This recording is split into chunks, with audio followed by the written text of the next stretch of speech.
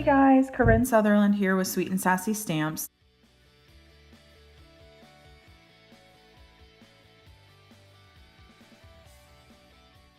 So we added some beautiful African American hairstyles and short hairstyles. A lot of these can be used in different ways for obviously different ethnicities.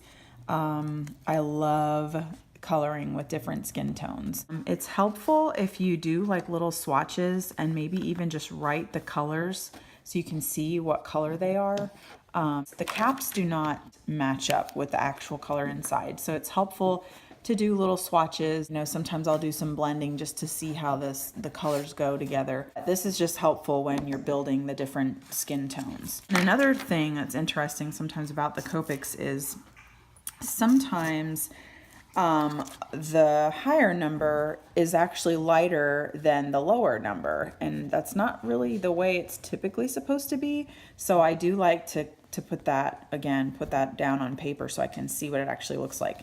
It's frustrating when you go to color and you think it's going to be lighter than the one you just did and it ends up being darker, and then you're like, whoops, and you have to end up kind of backtracking and then making the skin tone darker than you wanted to. What I do with the darkest color is I go around and basically just outline the face, like around the hair and then the neck and the neckline. And then I do try to add a little bit of shading like under the glasses, under the eyes, you know, in different places, wherever there's like a line, kind of try to accentuate that a little bit. So under her nose and a little bit under her mouth, just to get some of that shading. And then sometimes too, what I'll do is add maybe like a little line here of shading for her nose, for her to just show some depth there for her nose. So now I'm going to take, let's see, that was 37. I think I'm going to bump down to 35 and see how that looks. 35 is a few numbers down. See, that's still fairly dark, but it'll help me if I just use a little bit to kind of blend out the color a little bit. When you're working in such a small area, you really don't need a lot of ink. So you're kind of almost doing more of an outline. Now I think I'll go down to 34. And again, blending it out. Now the cool thing about the Copics with the alcohol base markers, I should say, Copics and any of the alcohol-based markers that you might use, is that they blend so nicely. So when you lay one color down, when you come in with the next color, which is usually lighter, you can achieve a nice blend. So as you can kind of see, her face, it's coming together as we use these colors. Now I think I want to actually use, I'm going to change numbers. I'm going to go out of the 30s and I'm actually going to use a 50. This is 55 because I like the lightness of 55, and it's pretty close in color to the 30s, the way that it kind of blends and stuff. So now you can kind of see just with the shading. And then what I might do is come in a little bit, and again, if wherever you might see like a little bit of a harsher line, I might come in and just sort of blend it out a little bit if I can. So I don't know if you can see, my camera will. So there's her lovely skin tone. Then usually what I do is, I mean, obviously if we're just doing skin tones, I'm not going to get too much into the hair right now, but the skin tone, or once her face is colored in, I do like to add a little bit of color for the lips. So I'll do like a darker color. This is R89. And again, I'm just tapping on, I mean, there's not a lot of space, so I can't really add a lot of color. So I just to add some shadow and some shading, I'll use two different colors, and I'll just sort of put, leave a little bit of white space and then fill in with the two colors. So 89 and R89 and R85 is what I use there. But now she's got some pretty lips, and so that's her lovely skin tone. And then I'll come in and do the hair. I'm sure you guys would probably love to see hair done as well, but I want to just focus on the skin tones at this point. So now I'm going to come in, I'm going to do this girl here, same girl, I just didn't stamp as much on her. Obviously I left her face alone. So I'm going to come in with a different color for her, make her skin tone a little bit lighter. So let's use, I'm going to start with E13, and this is going to be her, basically the shadow on her face. Okay, so this is her shadow. And then when, you know, obviously you don't have to worry as much about lines and shadows and stuff like that when there's no facial features. So coloring a face that's blank is going to be a lot easier than coloring a face that isn't. So you'll kind of see as I go here that it will be a lot quicker to color this. Okay, now I want to go with, let me see here what my numbers are. So I just did 13, and I think I want to do, I'm sorry, I'm kind of looking at my little colors down here. I think I want to do, that was 13, where is 33? I think 33 might be good. We'll just see how this goes. I think 33 is slightly lighter. Yeah, slightly lighter than the E13. Okay, and then I'm gonna go a little bit lighter yet. So 33, let's do 31.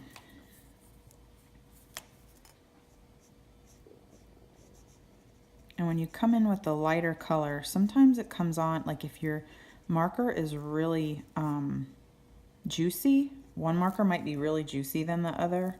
And so that kind of can make a difference too. So that was E31, and then I'm gonna do, let's see, E21, which is a lot lighter yet. All right, now here, this is what happens sometimes. You get this where it's not quite as blended as you want it to be. You can try to blend it out by going over it and over it and over it. See, that actually did help get rid of some of those harsh lines. So now her face is more, yeah, it definitely blended that out. But I feel like I don't have a huge variation, so I might come back in with the first color, because once you blend all the colors out, sometimes you lose some of the definition. So I'm just going to come in and add a little bit more shadow again, and I am just really trying to do this faintly. I don't want it to be super dark, but you can see that makes a difference. And then what I'll also do, which I didn't do for this girl up here, I forgot, I do like to come in and add, I usually like to add some cheeks, some rosy cheeks. So I'll use usually like an R20, give her some cheeks, and that definitely gives her definition on, especially when it's like a faceless girl. And then I'll blend that out with R 000, just sort of soften the edges a little bit. And then because it's so light, you can even kind of blend in. So there is that skin tone. Now, if you wanted to do like a super dark skin tone, like this one here, let's see. This one here is quite dark. So let's see if we can't do, we'll do this girl here with that darker color. Okay, so I'm gonna come in, this is really dark. but this is just going to be my outline, and I'm going to blend this out. So it won't be quite as harsh once it almost looks black. So I'm just going to very, very delicately try to outline her face with this really dark color. I'm not even going to go the whole way around, I don't think, for her neck. Then I'm going to come in with the next one. Oh, I'm sorry, that was E49. I don't know if I said that. Then I'm actually going to come in with E77, which is actually kind of like a maroon color. I mean, it says maroon on it, but it really is more of a brown. And I'm just going to sort of blend that out a little bit. Again, just a little bit of outlining going on here. And then I'm going to finish it in this time. Just a little bit of outlining. You're going to blend as you go, so you don't have to blend it too much. Then I'm going to come in with kind of a mid color, and that's E44. And this time I'm really mixing these up. I'm not really staying in the color families with these, but they're working okay, so I'm just going to go with it. Then I'm going to come in with an E31. This is going to give me some of that softer brown, like a tan. Sort of blend some of this out.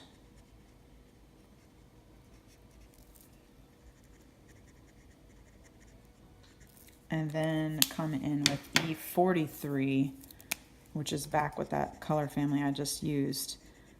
And it's kind of got, I don't know, it's got like a little bit less tan in it. More of a, maybe a taupe color.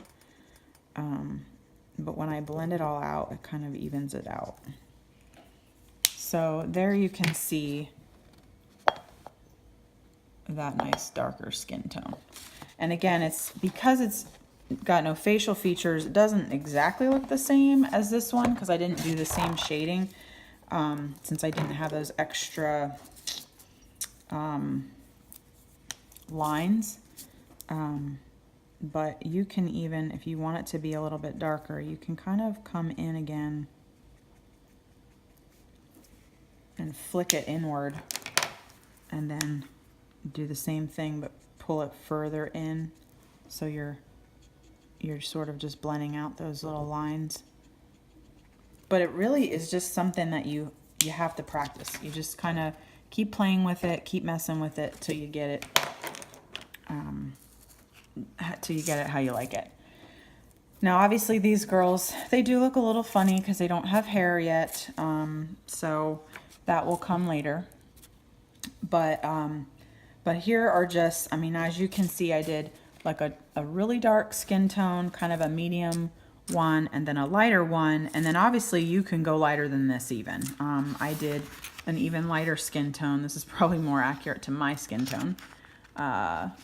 And then of course in between. So here's one that's kind of got more of a, she has more of a peachy sort of a color to her skin tone. And this one here is more of an ashy sort of a color. So you can really just play around with all of your E family. If you have a nice collection of Copics or whatever alcohol markers you might have, just play around with those earth tones and the browns and things, and like I said, make swatches because that's really helpful, and just practice. It's definitely helpful. You know, maybe stamp out a sheet like this and just have it be like a practice sheet. And I'm just going to color a bunch of skin tones and see how it goes. Sometimes they work, sometimes they don't, and that's okay. This one here got really, for some reason, I think something got on my marker because this one got really splotchy looking. I'm not sure. Her skin looks very splotchy. So I don't know what happened there, but you know, it happens. So anyway, I hope that you found this video to be helpful. I thank you for watching, and I will catch you next time.